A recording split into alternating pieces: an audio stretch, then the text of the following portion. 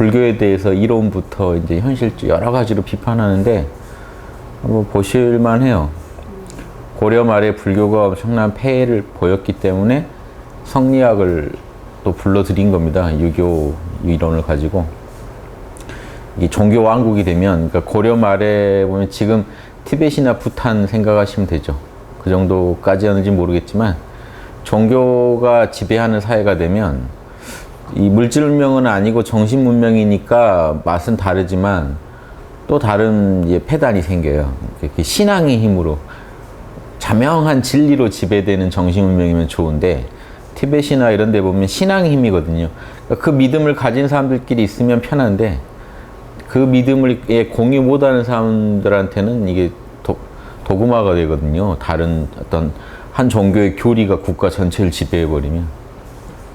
근데 이제 유학이나 이런 서양의 철학 같은 건 더 나은 게 이제 이성의 호소라는데, 믿음의 호소하는 건 좀 심각해요. 믿냐 안 믿냐로 마녀사냥감이 돼버려요. 안 믿는다는 것만으로 죽일 존재가 돼버린다는 거예요. 학술적인 어떤 토론을 해볼 수 있는 게 아니라는 거죠. 토론의 대상이 아니니까 이 믿음의 대상이지. 그래서 이제 폐단이 한 번씩 가면 심각해집니다. 티벳도 그렇고 심각해지는 경우가 있는데, 고려 말에도 보면 종교 왕국이 되니까 정치는 그때도 유교로 했는데, 유교 이제 선비들이 절이 더 목소리가 컸지만 이제 발언권을 다시 이제 키우면서 그 못마땅했던 게 뭐냐면, 그런 요즘이랑 똑같아요. 기복신앙에 돈을 엄청나게 쓰고 있는 게 못마땅했던 거죠. 불교 이제 선비들 입장에서는 불교에서 그렇게 하는.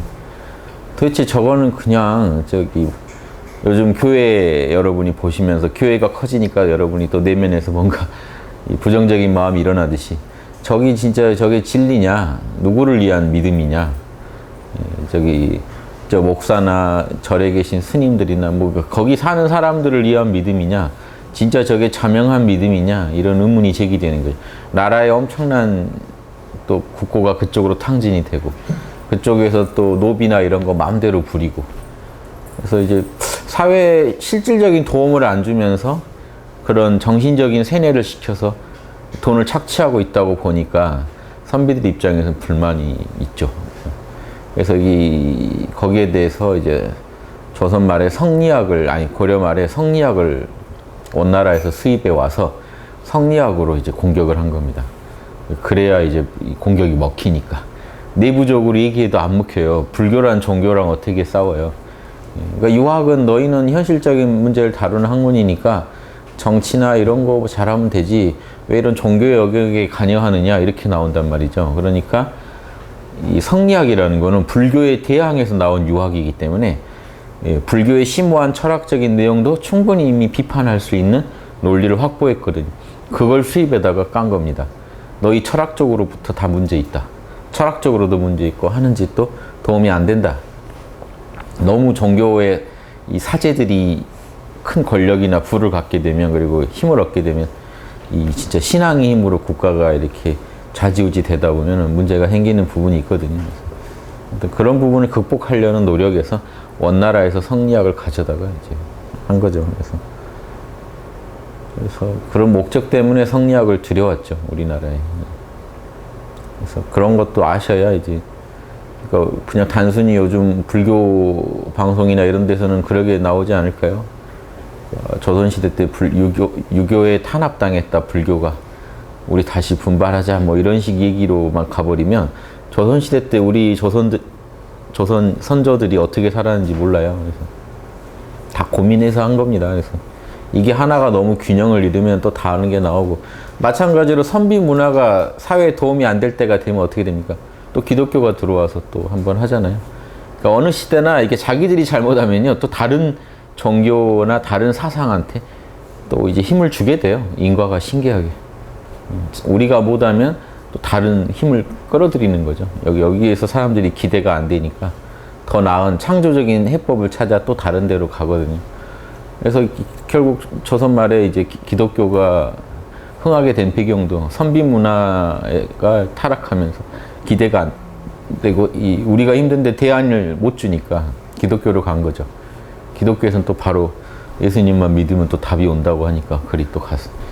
이렇게 막 왔다 갔다 할 게 아니라 중심을 우리가 잡아야 이 문제가 끝나지 않겠습니까?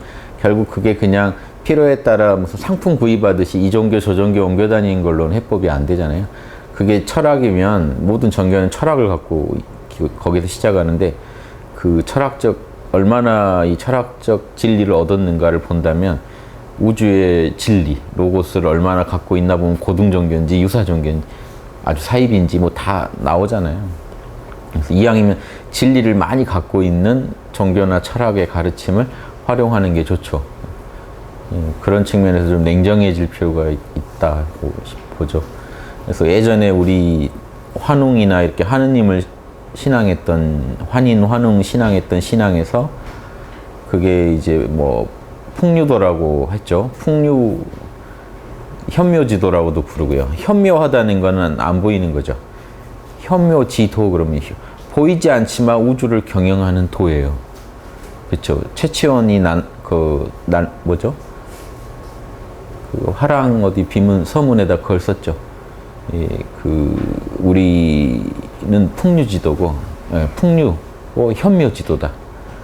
예, 그 풍류라고 한다. 그러니까 이게 우리 로고스를 우리 선조들이 멋지게 표현한 겁니다. 우리말로 표현을 못해서 아쉽지만, 우리 이제 음가까지 전해지면 더 좋겠지만, 한문은 뜻글자니까 뜻으로 글이 남은 거죠. 현묘한 길이다.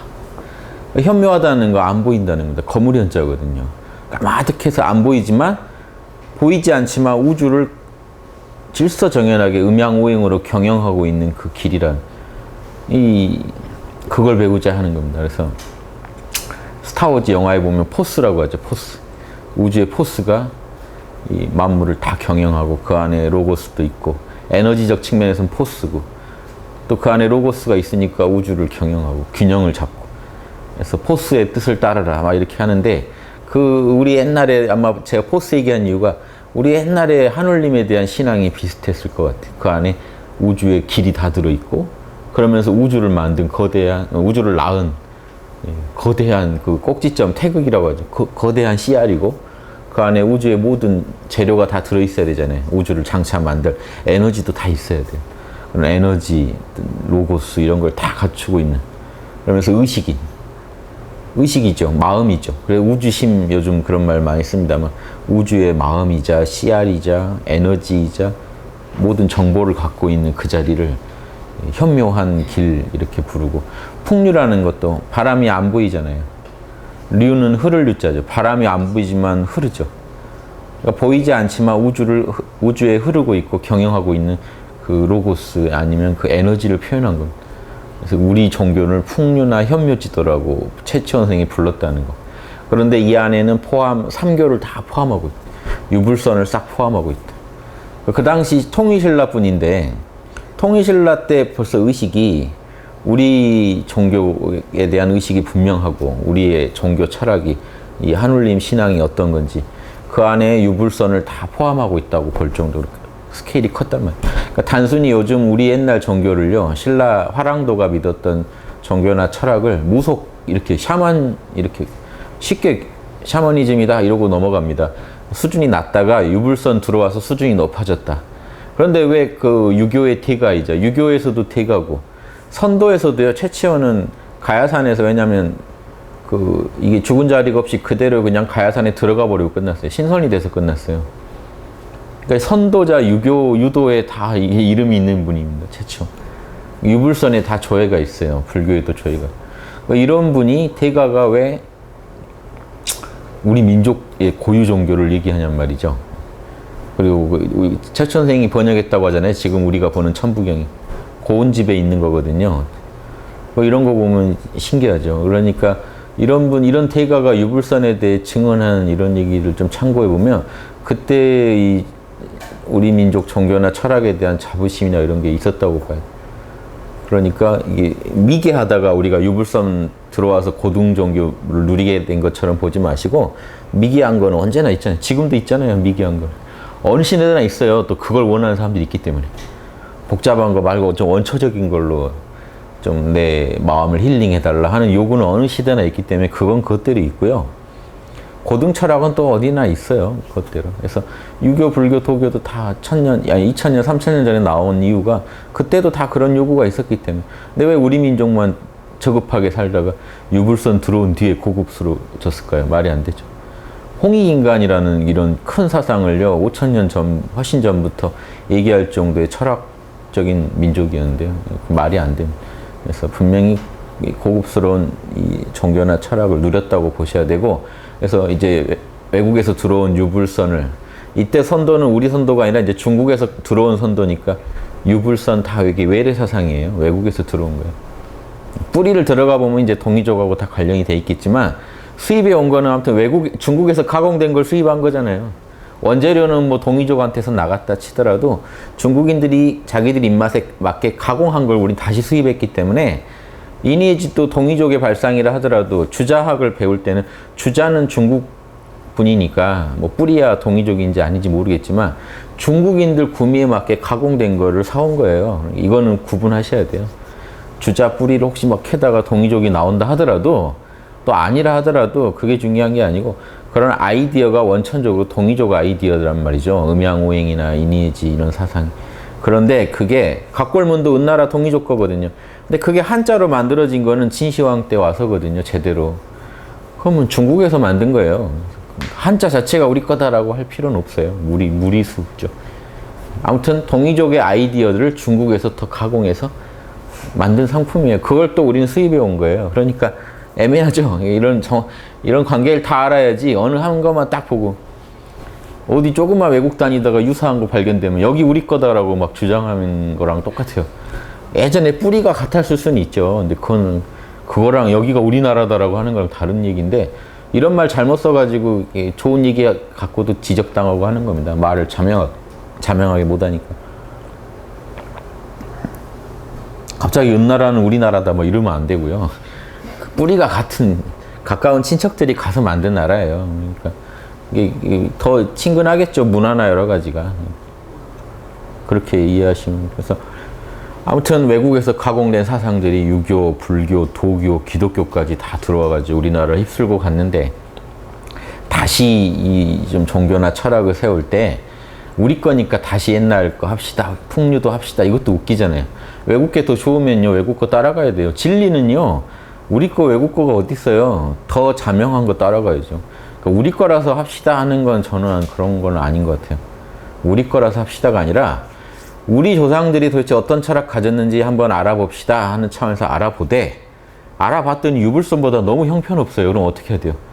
유불선을 활용해서요, 더 수준을 끌어올리든가, 유불선을 중에 좋은 걸 배우든가, 아니면 뭐 또 다른 수를 내봐야죠. 유불선에서 적절히 잘 배워오는 방식을 찾아봐야겠지만, 우리 거를 공부해 봤더니 유불선에 맞먹는, 기독교에 맞먹는 좋은 게 있더라 하면 좀 대등하게 같이 또 우리가 잘 활용할 수도 있는 거죠. 그래서 그러니까 우리 거라서 꼭 하자는 게 아니라, 지금은 우리 거 남의 거 다 이제 겪어본, 우리가 역사 속에 겪어봤으니까, 기독교도 겪어봤죠. 다 겪어봤잖아요. 웬만한 종교는. 이슬람은 제대로 못 겪어봤네. 우리나라에 있긴 있죠. 근데 이렇게 막 주류가 되진 않았지만. 그래서 그래도 한 민족마다요, 자기 민족에 맞는 걸 주로 믿어요. 그러니까 억지로 뭐 종교를 강요할 필요는 없고요. 우리 민족이 주로 다 이제 어떤 종교든 해봤단 말이죠. 해보고 저는 이제 이 시기에는 자명한 진리를 종교로 삼았으면 좋겠다. 로고스교나 양심교, 이성교, 자명교. 이제는 자명한 거를 이제 고를 정도 이미 다 써봤잖아요. 몇천 년에 걸쳐서 우리 거 남의 거 다 이제는 자명한 거를 골라서 쓸 좀 안목이 생겨야 되지 않나요? 이제는 좀 그럴 때가 되지 않았나? 그래서 그런 걸 잘 골라서 진리에 맞는 거 잘 이렇게 해가지고 이제 우리 후손한테 물려주면 좋겠고, 시기가 참 재밌는 게, 전 세계적으로도 지금 하나가 된, 하나의 문화권이 됐기 때문에 이제 우리에게 좋은 거는 세계에도 좋은 게 됐어요. 그런 시대가 됐기 때문에 우리가 지금 고민해가지고 유불선 제일 많이 잘 써본 입장에서 고르고 골라서 좋은 걸 딱 고르면요, 전 세계인한테도 먹힐 거라는 확신도 또 있습니다. 그쵸? 교회도 세계에서 제일 큰 교회들이 우리나라에 있어요. 뭐 유불선 어디 가도 우리 뒤지지 않게 했단 말이죠.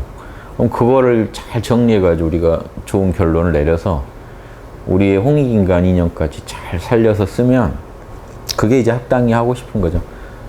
억지로 합치자는 것도 아니고 진리들, 가장 고등 종교에 있는 그 안에 있는 가장 자명한 진리들을 잘 엮어서 우리 삶에 실제 도움받게 한번 해보자. 그런 게 큰 것 같습니다. 그러면 전 세계인들한테도 도움이 된다. 우리 민족의 남북 분열, 뭐 우리 한반도 안에서 남한 안에서도 뭐 온갖 분열이 있으니까 분열도 극복하고 전 세계인의 그 어떤 평화나 화합을 위해서도 내놓을 만한 아주. 그런데 이제 불시잡변 이런 것도 한번 볼만한 거는 조선시대 분들이 또 그때도 양심을 가지고 불교의 폐해를 공격할 때 이제 여기서 우리가 이 편 저 편 나눠서 보지 마시라는 거예요. 지금 그런 게 중요한 시절이 아니에요.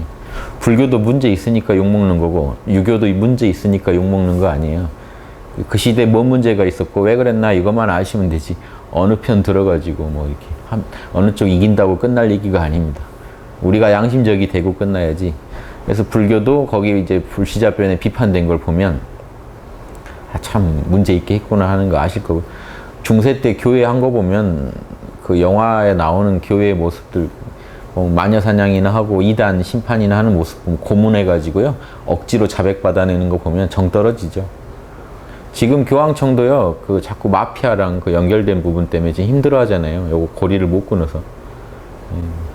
그러니까 이게 지금 이번에 교황이 아주 대단하시던데요. 마피아 파문도 하고 다들 지금 암살되지 않나 막 걱정할 정도로 정말 이렇게 파격적인 행보를 하시죠. 마피아 본고장 가서 마피아 파문하고 막. 근데 예전에 교황 어떤 분 하나 얼마 안 돼 한 달이나 돼서 암살 당했다고 의혹 일어난 분 계시고 은행 개혁하려다가 바티칸 은행 거기 마피아가 돈 세탁하는 곳이라고 유명하잖아요. 그래서 거기 손대려고 했다가 바로 암살이다라고 이제 볼 정도로 빨리 서거하신 경우가 있어서 이번 교황 다 보는 눈이 걱정의 눈으로 보죠. 근데 이 고리를 못 끊으면은 또 진리가 드러나질 않으니까 거기도 아주 심각할 것 같아요. 고민이 좀 잘해보시려는 분들도 고민이 많으실 것 같아요. 그러니까 이런 부분, 교회가 아무리 예수님이 옳았다고 하더라도 실제 교회를 운영하다가 이렇게 검은 돈이 들어오고 이렇게 돼버리면 이거 비판할 건 하고 바로잡을 건 바로 잡아야 되거든요. 그런데 이제 유교가 불교를 비판한 형식에서 이제 불시잡변 가지고 제가 이런저런 얘기합니다만은 또 하나 이제 고민하셔야 될 거는 그러니까 이 정도전이나 이런 분도 유교라는 걸 가지고 불교를 깔려고 하잖아요. 당시 문제를 불교 안에서도 자명하게 풀 수 있고, 그쵸? 유교를 가지고 불교를 비판하더라도, 그러니까 무조건 우리 게 옳고 저쪽이 나쁘다 하는 식으로 비판하면 안 되는데, 또 이쪽에도 그런 게 있거든요. 그런 게 찜찜해서 또 비판을 불러오지만, 우리는 우리한테 도움되는 방향으로 잘 이해하자는 거죠. 불교도 이런 문제점이 생기는구나. 유교는 또 이런 점이 좋구나. 근데 또 우리가 정도전을 그러면 따르자는 게 아니라, 그런다고 유교만 가지고 이렇게 일방적으로 해서는 역시 또 진리가 다 자명해지지 않는구나도 아셔야 돼요. 왜냐하면 성리학은요, 공자님 사상이랑 다릅니다. 인의예지는 똑같은데 성리학은 윤회론 부정이에요. 공자님은 뭐 윤회 하니 안 하니 그런 얘기를 구체적으로 안 하셨는데 주역에 보면은 그 윤회에 해당되는 내용들도 많이 나오거든요. 그런데 전면 부정이에요. 불교가 들어온 뒤에 이제 성리학은 윤회를 인정하면요, 사람들이 지금 뭔가 잘못된 걸 다 전생 탓으로 돌려요. 그러니까 지금 우리가 아는 합리적인 윤회론이 아니라 그때의 분위기는요, 전생 때문에 이번 생에 모든 게 정해졌다는 거예요. 내 이번 생에 노력할 그게 없다는 거예요. 또 그렇게 세뇌를 시키는 거예요. 그러니까 노비들한테 그렇게 해야지 노비를 부리지 않겠어요. 너 전생에 잘못해서 이번에 노비로 갚아야 돼. 그러니까 딴 생각하지 말고 무조건 노비로만 살아. 이렇게. 이런 식으로 윤회론을 쓰니까 성리학은 아주 윤회론을 싫어요. 그러니까 음양오행을 주장하는 거예요. 음양오행대로 공식대로 로고스대로만 다시 노력하면 누구나 잘 살 수 있지 전생이란 굴레를 씌워버리면 누가 노력하겠냐는 거죠. 그래서 윤회론을 거부해요. 주자학은. 그러니까 유교에서도 또 다른 거예요. 유교에도 윤회론 인정하는 유학자도 있겠지만 윤회론을 거부하는 거. 그래서 그 부분은 이제 우리가 또 바로 취하기에는 그러면 설명이 안 되는 게 또 나오기 때문에 다만 당시 왜 그랬나만 아시면 돼요. 그래서 그러면서 이제 나머지 합리적인 비판들이 많이 나옵니다.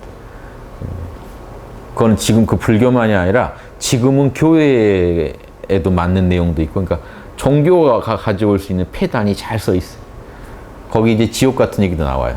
지옥이 아니면 사람들이 착한 일을 하겠냐라고 하니까 유학자 입장에서는 아니 지옥 두려워서 하는 게 아니라 내 양심 찜찜해서 착한 일을 하는 거지 도대체 지옥을 왜 신경 쓰고 있느냐라고. 그래도 지옥이라는 거 얘기해야 사람들이 그게 가짜라더라도 그런 방편이 있어야 사람들이 착한 일을 하지 않겠냐. 아니 진실이 아닌 걸로 어떻게 사람이 감화된단 말이냐. 이런 식으로 계속 공격해들어. 여기는 사람이 죽으면 혼백이 딱 흩어져서 끝난다고 믿어요. 성리학 이론은 그래요. 그럼 이제 조선시대 선비들은 그랬을까요? 보면 또 안 그러죠. 선비들은 보면 개인적으로 또 윤회론을 믿는 사람은 다 믿었겠죠. 다만 성리학이라는 학문이 그래요. 그러니까 그걸 수입에다가 왜 조선선비들이 개인적으로 윤회론을 믿든 안 믿건 간에 성리학을 수입에다가 불교를 공격하기엔 딱 좋은 학문이죠. 윤회부터 부숴버리고 들어가니까 불교가 발을 못 붙이게 하는 거예요. 불교의 이론이 사람들을 유혹하지 못하게. 그러니까 그런 장치들을 많이 썼다 하는 것도 아마 알아두시면. 그 안에서 이제 이니지나 양심 측면에서 유교가 잘하는 거는 로고스를 참 잘 알아요. 이니지 가지고 우주 설명하는데 아주 유용한 학문이고 과학하고도 연결이 잘 돼요. 조선 선비들이 안타까운 건 과학하고 연결을 잘 못 지은 거예요. 세종 때 그 로고스를 쫙 파들어가다가 세종 지나면서 사람들이 더 연구를 안 해요. 한국인들의 고질 문제점이 있습니다. 제가 봤을 때. 그때 한번 말씀드렸죠. 선업일치. 그래서 일본은 아까 무도, 다도 하는 것처럼 사소한 거 하나에서 도를 추구해서 그 안에서 로고스를 구현하려고 하는데 우리나라는 이니에지만 딱 붙잡고 더 안 파요. 근데 그나마 이니에지를 파면 다행인데 이런 기질이 있다는 거지 이렇게 잘했다는 게 아니고요. 여기에 안 좋은 상태. 뭐냐면 이니에지만 얘기하면서 공부를 안 하고 과거 시험만 합격하고 나면 공부를 안 해요. 그리고 기득권으로서 그 학벌로 그 고시 합격했다는 그거 하나로 평생 우려먹고 사는 겁니다. 가족. 안 봐도 눈에 선하죠. 우리 주변에 지금 일상이에요. 명문대, 그것도 대학원 잘 가는 건 소용없어요. 학부를 어디 갔냐가 중요해요. 학부 때 서울대 갔냐지, 대학원으로 서울대 가는 건 이제 덜 쳐줘. 이번에 그 오늘 연대 뭐 기사 난 게 과장된 기사죠. 연대 내에 있는 카스트 제도. 서울 뭐 이렇게 제대로 해가지고 뭐 왔을 때 특별 전형으로 오면 어떻게 되고 뭐 성골 친골이 뭐 원주 캠퍼스는 뭐가 되고 송도 캠퍼스는 뭐가 되고 막 그러니까 그 안에 또 이거 따지고 있는 그 아주 그 어리석은 친구들이 있나 본데 또 그런 걸 기사화하는 거는 또 황당하더라고. 몇몇 그 좀 그런 친구들이 자기들 게시판에 올린 글 같은데 이걸 기사에 때려서 뭐 근데 그런 요즘 하는 그렇게 놀듯이 옛날엔 진짜 진지하게 놀았겠죠. 그런 거 생각하면 인간이 비슷해요. 그 학벌 가지고. 왜냐면 옛날 같으면 그런 과거 가지고 따지는 거죠. 그러면 과거 이후에 지금 학부 이후에 공부한 거는 그러면 의미가 없다는 거 아닙니까? 지금 시기면. 고3 때 공부한 실력으로 평생을 평가받는 거죠. 황당한 시스템이죠. 평생 사람이 고3 때 공부하기 싫을 수도 있고 대학 가서 더 이제 의욕을 찾을 수도 있고 진지하게 공부하고 싶은 걸 찾을 수 있는데 의미가 없다는 거예요. 이게 제가 좀 극단적으로 얘기했지만 비슷해요. 조선시대도. 과거 합격한 뒤에 공부 하나마나 의미가 없어요. 그걸로 평생 먹고 사니까. 이러니까요. 공부를 안 하고 사람들이 이니에지 조금 외워가지고 사서삼경 외워서 과거만 합격한 뒤에는 그걸 누리기만 합니다. 지금 한국인들이 문제점이 제가 얘기한 게 그런 거 있잖아요. 평생 뭔가 진지하게 추구해 들어가는 게 아니라 남이 보기에 성공했냐 안 했냐에만 치중하고 있다는 거예요. 자기가 진지하게 자기의 진선미를 만족시키기 연구한 게 없고요. 남이 성공했다고 인정하게 만들려는 데만 노력을 하다 보니까 공허한 거죠. 남의 평가에 뭐 인생을 건다는 건 진짜 공허한 거 아닌가요? 자기가 내적 만족이 있어야 되는데 내적 만족은 없고 남의 눈을 만족시키려고 하다 보니까 솔직히 남이 어떻게 평가하는지 알 게 뭡니까?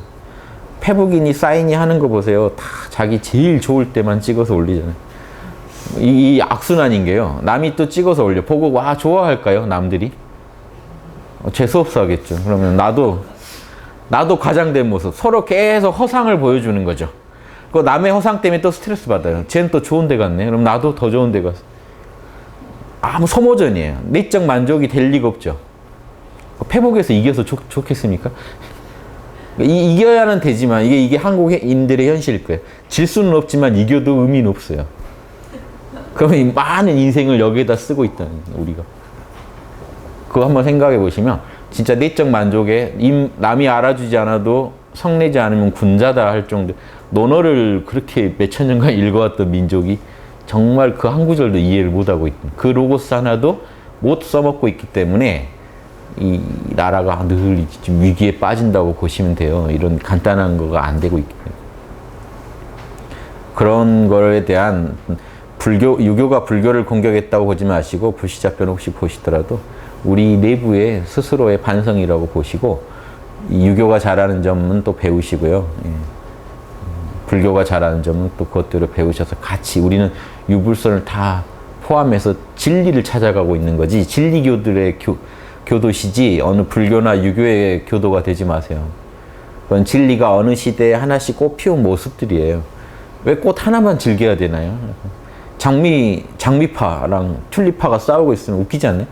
둘 다 보면 될 거를 싸워요. 장미 아니고 꽃이라고 볼 수가 없다.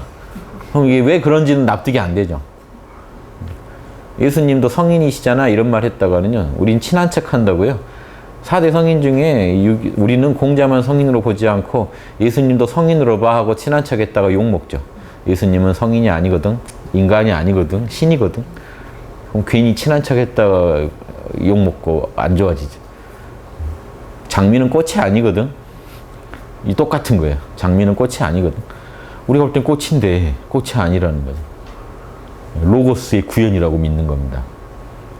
그럼 대화가 안 되죠. 거기서부터 이제 대화를 하지 않겠다라는 걸로 받아들이시면 돼요. 대화 거부. 나는 이 꽃은 꽃으로 안 보고 신으로 보겠다는 사람하고 더 대화가 불가능하죠. 그런 상식적인 눈마저도 없는 상태까지 가버리면요. 진짜 그분들이 세상을 지배할 때 얼마나 무서울까요? 당연히 예정된 거예요. 마녀사냥은. 나한테 불리한 사람들, 나한테 도움이 안 되는 사람들한테는 뭐라도 뒤집어 씌워서 처단합니다. 티베트 불교도 그랬다고 지금 보고된 게 있고요. 그러니까 불교가 뭐건 비슷해요. 믿음이 깊어지다 보면요. 자기의 걸 믿지 않는 사람들하고 이렇게 벽이 생겨요. 그런데 이제 종교의 특성 따라 조금씩 그런 부분이 격하게 치닫는, 특히 기독교가 격한 것, 배타성이 더 심한 데가 있고 약한 데가 있는 거지, 비슷한 속성을 갖게 돼 있어요. 어느 하나를 깊이 믿다 보면 나한테 불리한 사람들을 공격할 때 참 좋거든요. 그런 게.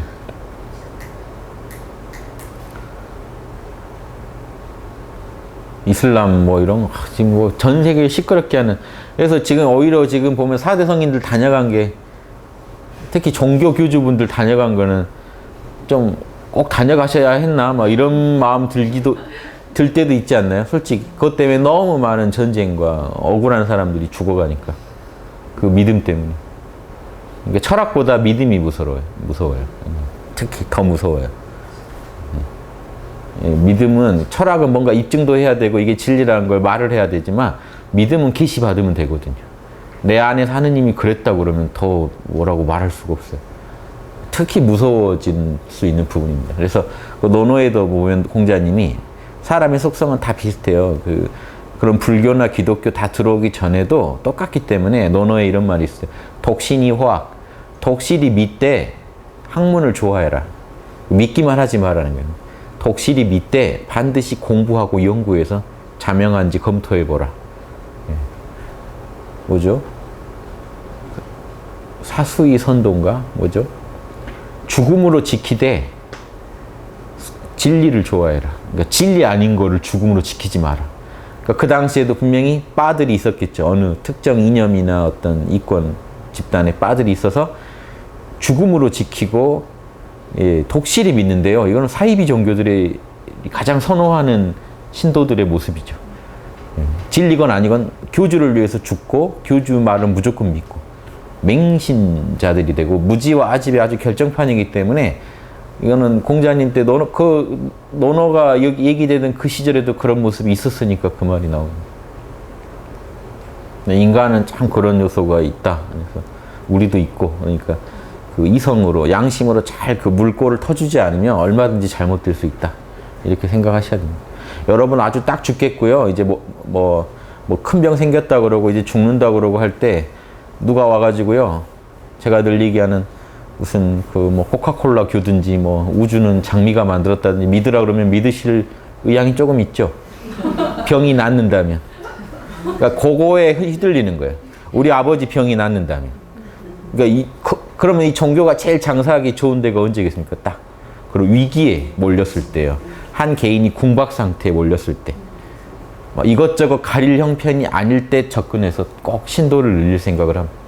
벌써 그 속셈이 못 됐잖아요. 네, 그게 비슷해요. 그러니까 사람들이 힘들 때 도와주는 척 하면서 이쪽 주머니에서 뭘 빼갑니다. 네, 그런 사람들이 그런 모습을 많이 사이비 종교들이 하는, 또 고등 종교라고 해도 안 그러는 게 아니에요. 왜냐하면 그 목사님은 사이비일 수가 있습니다. 그 스님은 사이비일 수가 있잖아요. 부처님이 사이비가 아니라는 거지. 고등 종교라는 거는 불교가 그 개인 자질이 어떻게 되는지 모르잖아요. 과연 제대로 된 그 종교적 지도자인지 아닌지 어떻게 합니까? 예수님을 우리가 믿는 거지 목사를 믿을 수는 없잖아요. 그분이 솔직히 어떤 분인지 알고요. 전과 전과 있더라도 잘 뉘우친 분인지, 호시탄탄 또 제 길을 노리는 분인지, 그 전과 가서 거기서 더 고급 기술을 배워서 나오신 분인지 알 길이 없잖아요. 그런 것도 좀 생각해 보시면, 철학의 문제에서 제가 유교 편을 드는 게 아니라 철학적인 부분이 그래도 낫다는 거예요. 종교보다는. 다만 종교 이상의 그럼 심오한 로고스를 갖고 있느냐, 그 철학이. 그런 거를 대비해가지고 내놓은 게 성리학이에요. 그래서 성리학은 철학적으로도 깊고, 그런데 제가 볼 때 이제 주자가 한 걸 저는 이제 반대하는 부분들은 윤회론 부정한 거, 그건 불교에서 배워야 된다는 입장이고, 로고스 얘기한 건요, 유교가 참 잘했지만 대승불교도 그건 똑같이 갖고 있어요. 다만 또 이런 거예요. 여러 종교를 배워야 되는 이유가, 불교는요 끝없이 만법이 마음에서 나왔다고 얘기하는데 마음에서 어떻게 만법이 나오는지에 대한 얘기는 없어요. 유교 걸 배워야만 법 안에 음양의 법이 있다가 음양오행으로 우주가 만들어진 거 설명합니다. 그걸 유교가 잘해요. 로고스는 설명은 유교가 잘해요. 근데 마음에 대한 설명은 끝까지 마음을 파는 건 불교가 잘해요. 에너지를 파는 건 도교가 잘해요. 그래서 유불선, 그리고 아버지 신을 파는 건 또 기독교가 잘해요. 그래서 신, 리, 기, 심, 요 네 가지 요소가요, 이 아주 절대자를 설명하는 가장 중요한 요소들이거든요. 이런 측면에서 여러 종교를 두루 배우셔야만 잘 보여요. 왜냐하면 그 문명은요, 그걸 뭔가 더 파는 데 열중하는 게 있어요. 그렇죠. 그러면 어느 한 기독교나 뭐 불교나 다 어느 문명에 기반을 두기 때문에 그 문명 사람들이 좋아하는 쪽으로 얘기가 전개됩니다. 그걸 주로 파요. 인도인들은 마음을 주로 파고, 이쪽 동양 쪽에서는 음양오행이 있기 때문에 일찍이부터 우주 설명하는 그 우주의 설계도를 파는데 즐기고, 서양 힐합 철학도 똑같아요. 우주를 설명하는 논리를 찾는데 즐기고, 또 이 도교나 이런 건 에너지를 단련해가지고 실질적인 변화를 만들어내는, 심신의 변화를 만들어내는 걸 즐기고, 뭐 이런 것도 좀 보시면, 근데 이 우주의 다 우주의 어떤 자명한 진리를 갖고 있죠, 하나씩. 그걸 다 배우시는 게 제일 좋죠. 또 우주를 만든 신이라는 측면에서는 신, 창조주에 대한 연구에는 기독교나 이런 마호멧, 이슬람 종교가 설명을 잘하고요. 우리나라에 있는 삼일신고라든가 이 신학적인 측면, 신학, 기학, 심학, 이학, 이런 네 가지 학문 분야를 가지고 넓게 이 책꽂이를요, 처음에 책꽂이를 큰 거 사셔야 돼요. 책꽂이를 신학만 사놨다가요, 이제 심학, 기학 자꾸 들어오면 책꽂이에 못 꽂죠. 이게 교회에 깊이 빠지신 분의 심리 상태예요. 내 마음 안에 어디 꽂아둘 데가 없는 거예요. 그러면 얘는 옆에 쌓아두고 2단으로 분류하는 겁니다. 그러니까 책꽂이 외에 있는 애들, 그러니까 책꽂이에 못 들어간 애들이라는 거죠. 근데 자기 책꽂이가 원래 크면 어떨까요? 기학, 딱 뭐가 들어오든지 지구에 더 다른 게 없어요. 이학, 뭐 서양 철학이건 뭐건 다 이학에다 집어넣으시고, 기학, 심학, 마음에 관련된 학문은 다 마음에다 넣으시고, 기학, 신학, 어떤 절대계 신에 대한 얘기들은 다 신학에 넣으시고, 다 과학책들도 다 이학에 넣으시면 되잖아요. 원리를 연구하는 거. 다 하면은요, 책꽂이가 크면 다 들어가는데요, 세상의 모든 책이 이 작으면 안 들어가요. 그래서 불시자변해서 불교 비판이 있다고 해서 또 이거 유학이 불교 공격하는구나 하고, 그렇게 보지 마시고 재밌게 보세요. 여러분한테 유용한 방향으로 크게. 그래서 그냥 불시잡변 하기 전에 그냥 제 개인적인 소감들인데, 실제로 하면서 더 자세한 설명 드릴게요. 그 2개월 강의 또 재밌게 들으신 분들은 로고스 얘기를 음양오행 막 했는데, 정도전이 로고스를 이용해서 어떻게 불교를 비판하고, 그런데 그때 비판받는 불교는요, 주로 소승적이거나 선불교들이에요. 대승불교, 그러니까 대승불교 이론이랑요, 유교 이론이 다르지가 않기 때문에 결국은요, 불시잡배는요, 대승불교 입장에서 소승불교나 선불교를 비판한 거라고 보셔도 똑같아요, 내용이. 소승불교, 즉 나의 열반만 추구한다든가, 선불교는 왜 그 당시 비판받냐면요, 막행막식을 해요. 선악도 없다. 우주에 걸릴 건 하나도 없다. 이제 술 마시고, 이제 초기 불교는 기율이라도 지켰는데 이건 기율도 안 지키는 거예요. 기율 지키는 걸 우습게 알아요. 그게 진짜 그 당시 고려 말에 쓰여진 그 책을 보면 그때도 장난 아니었구나 하는 게 나와요. 마음과 행적은 다르다. 내 행적은 잘못됐을지라도 내 마음은 깨어있으니까 괜찮다. 이런 얘기를 하도 하니까 선비들이 까는 거예요. 마음에 있는 게 그대로 밖으로 나오는데 어떻게 안과 밖이 다르다는 거냐. 왜 안 밖을 끊어서 말하느냐 하고 공격하는데, 대승불교 입장에서도 똑같은 얘기죠. 육바라밀이 그대로 나와야지 왜 안에 참나 있다면서 밖으로 육바라밀 안 나오냐. 딱 그거예요. 왜 인의이지 안 나오냐. 처음부터 끝까지 그걸로 비판합니다. 그러니까 불교 내에서 보자면은요, 대승불교를 가지고 견성하면 끝이라는 선불교랑 열반에 들어가면 끝이라는 그 초기불교, 소승불교 쪽을 공격하는 거라고 보시면 돼요. 대승불교는 공격할 수가 없습니다. 유교랑 원래 하나이기 때문에. 이것도 아셔야 돼요. 그러니까 불교라면 제가 대승불교를 하시라는 거예요. 다른 불교들은 이번에 불시잡변도 보시면 알겠지만 공격받을 요소가 유교의 로고스로 공격을 하면 충분히 공격할 수가 있어요. 왜 공하다고 하면서 부처님 걸식한 것까지 다 비판이 나옵니다. 불시걸식지변이라는 게 있어요. 왜 그러느냐? 걸식을 하려면요, 누군가 농사를 짓고 장사를 하고 있어야 돼요. 그래야 내가 빌어먹을 수가 있죠. 그러면 다른 사람들의 삶을 인정해야 돼요. 그런데 세속에 사는 거는 부정하다고 하면서 난 청정하는데, 그러면 나는 그 사람들이 해놓은 밥을 얻어먹어야 돼요. 이거 조선 선비 입장에서는 이게 말이 되느냐 하는 거죠. 당당하게 자기가 밥 지어 자기가 먹는 게 얼마나 깨끗하냐. 그러니까요, 이 중국에 들어온 스님들은 다 울력하죠. 내가 벌어 내가 먹는다. 이게 유교 문화의 영향이에요, 다. 저쪽은 그냥, 태국은 지금도 당당하게, 동남아 쪽은 당당하게 이렇게 얻어먹는데, 이쪽에서는 그랬다가는 사람 취급을 못 받으니까. 그러니까 이렇게 불사를 짓는다든가 이렇게 뭔가 명분을 더 걷지 않고요, 그냥 밥을 빌려달라고 하면은 넌 사지 없냐? 그거 하면은 큰일 나냐? 이제 이런 식의 비판이 가능하죠. 근데 이제 단순히 그런 비판만이 아니라 그러면서 크게 나가요. 그래서 사회 전체 인간이 제대로 산다는 게 어떤 거냐? 아니, 가정 진리대로 로고스에 맞게 가정 꾸리고 직장 생활하고 다 그렇게 살면 되지. 왜 걸식 할 정도냐? 그런데 초기 그 부처님은 걸식이라도 했는데, 요즘 니들은 뭐냐 하고 이제 다시 고려 말에 그 거대한 사원들을 또 공격합니다. 그 초기 걸식이라도 하던 그 정신은 또 어디 갔냐? 그러니까 이게 양쪽을 다 공격해요. 그래서 그 노비도 막 땅이나 이런 거 어마어마하게 확보하고 있거든요. 그러니까 막말로 그 선비들이 열받겠죠. 과거 급제인데 내 월급은 요만한데, 나라에 별로 도움이 안 되는 것 같은 거대한 불사만 계속 일으키는, 그러니까 생산적인 일을 안 하는 것 같은 종교 집단은 어마어마한 부를 갖고 있으니까 저것부터 털어야 우리나라가 돌아가겠고 나한테 월급이라도 나오겠구나 하는 게 다 연결돼 있죠. 그런 거 생각해 보시면 이게 좀 이렇게 있는 그대로 한번 바라보세요. 그래서 지금은요, 어느 종교 가지고 할 수 있는 시대가 아닙니다. 두루 하셔야 돼요.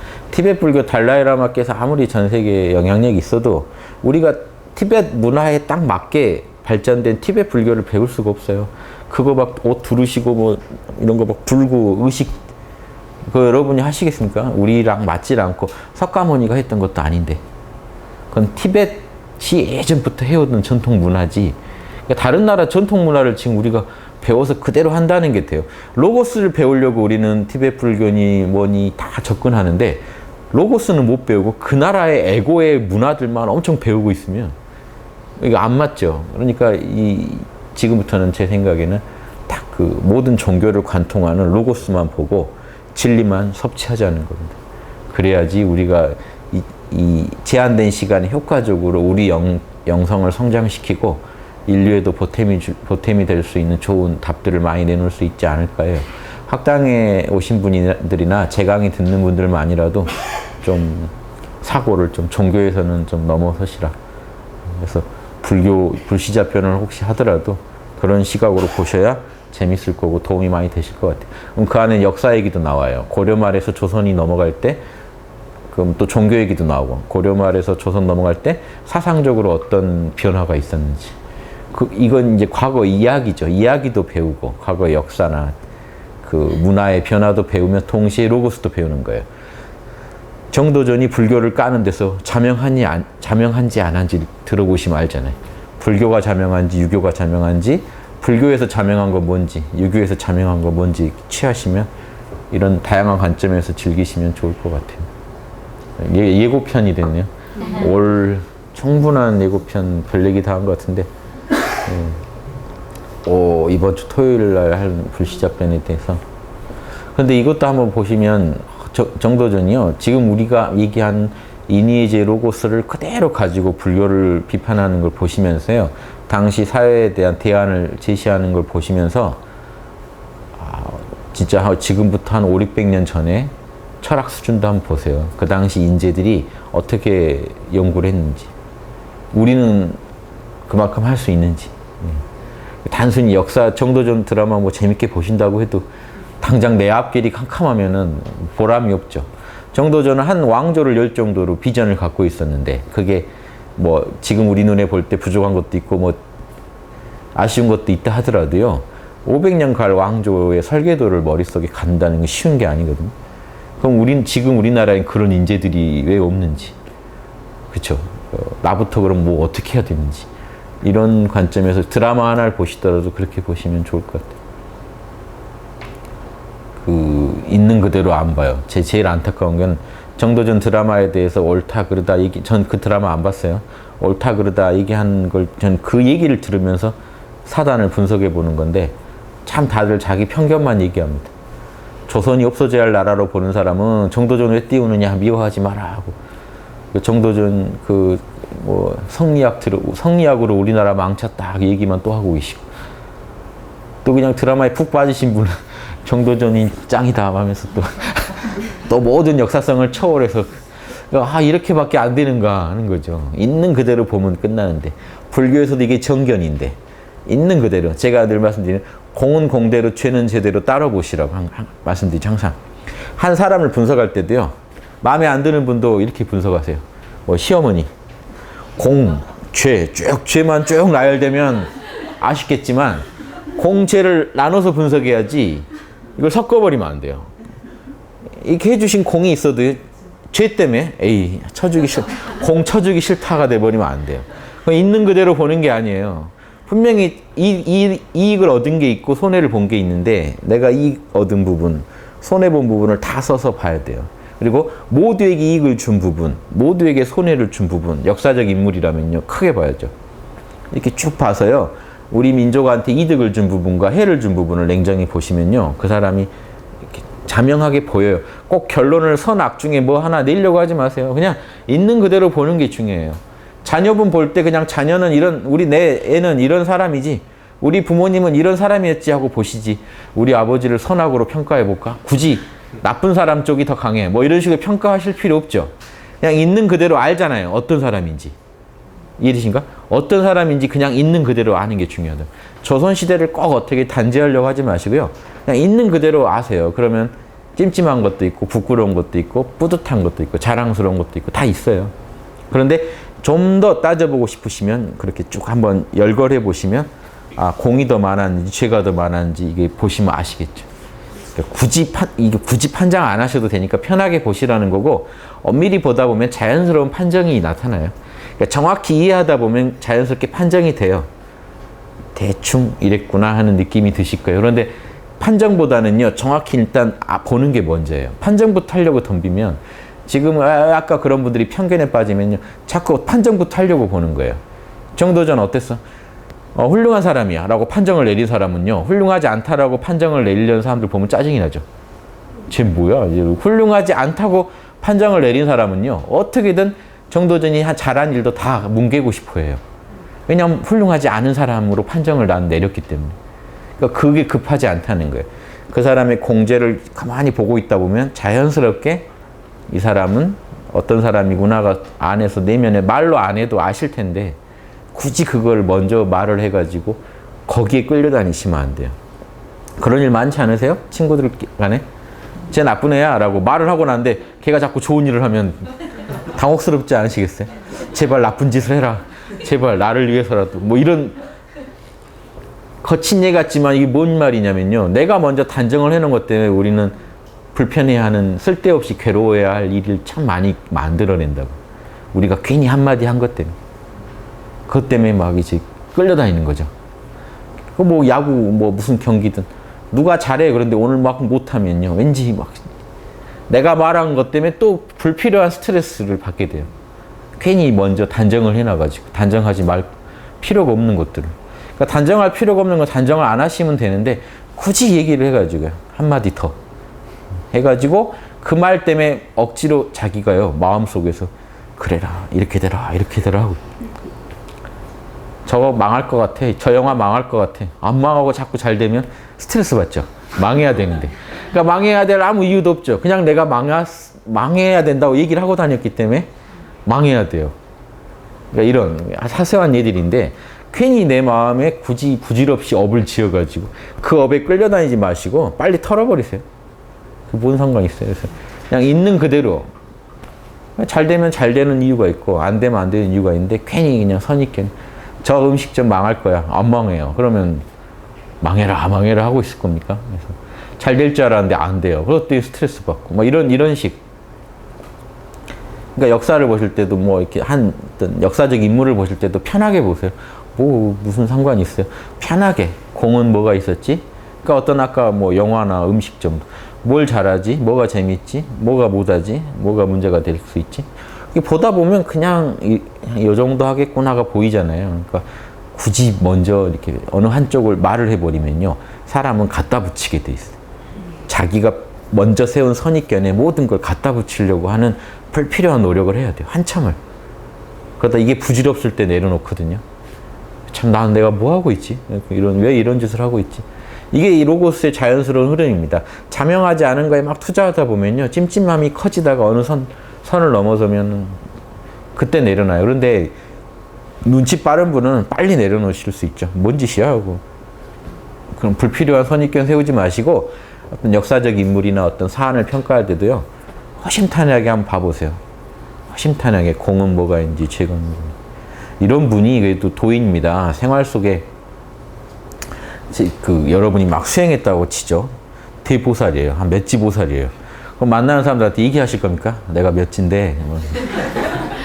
뭐로 상대방한테 여러분이 도인이란 걸 입증하실 겁니까? 뭐 입증을 해야 되나요? 내가 공부한 건데 이거 알리고 싶은데. 그냥 양심에 맞게 사시면 충분한데 굳이 그거를 막 이렇게 받아내야 되나요? 그렇죠? 그냥 편하게 사시라고 편하게.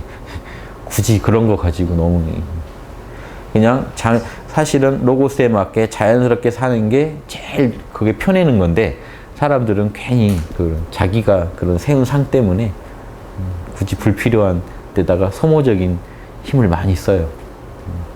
그냥 편하게 자명하면 하고 양심에 맞으면 그렇게 하시고 안 하면 말고 뭐 하나 보고 들을 때도 자명하면 따르고 좀 찜찜하면 아니라고 하고 아까 내가 이렇게 얘기했는데 지금 생각해보니 아닌 것 같다고 하고 이런 걸 좀 편하게 하실 수 있어요. 도인이. 그냥 그렇게 살아가는 모습을 보여주세요. 다른 중생들한테. 그래서 사람들이 저 사람은 왠지 사는 게 편해 보인다. 자유로워 보인다. 이게 진짜 도인이지. 저 사람이 자꾸 나만 보면 자기가 몇지래. 진짜 그런가 봐. 이렇게 인정받으시는 건 아무 의미가 없습니다. 상대방이요. 지금 이렇게 인정할 근거가 하나도 없는데 인정받겠다는 확실히 저 사람이 도인 같아. 달라. 그러니까 일반인 눈에도 달라 보이게 하는 그게 진짜지. 내가 공부했다는 걸 막 티를 내가지고요. 인정받는 것도 의미가 없거든요. 그러니까 역으로 생각해 보시라는 거죠. 예. 그냥 이렇게 편하게 사시면서 자연스럽게 도를 구현하시는 삶을 사셨으면 좋겠어요. 쓸데없는 데다 신경 쓰지 마시고. 그래서 상대방이 자연스럽게 이렇게 아, 저 사람 참 자명하게 살아가네 매사에. 이런 게 진짜 자명한, 이게 진짜 도인의 징표라는 거예요. 이렇게 이런 일에 부딪혔을 때 자명한 결정을 하는 거. 사람들이 뭐 선입견 가지고 싸울 때 그건 선입견이야. 굳이 또 그런 얘기 해가지고 또 이렇게 더 열받게 할 것 같으면 안 하더라도, 그런데 말리지 않는 거, 최소한. 그런데 말리시지 않는 거.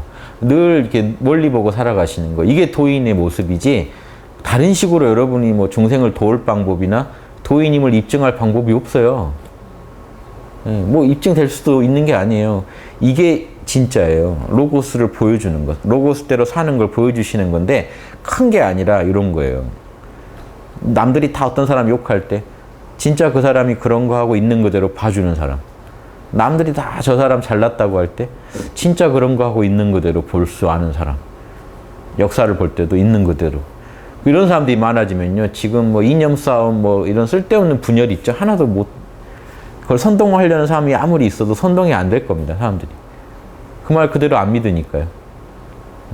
저거 자꾸 선동하는 제가 좀 이상한데 왜 쓸데없이 저런 분열을 일으키지? 이렇게 볼 텐데, 눈이 흐려 있으면요, 조금만 선동해도 와 해가지고 거기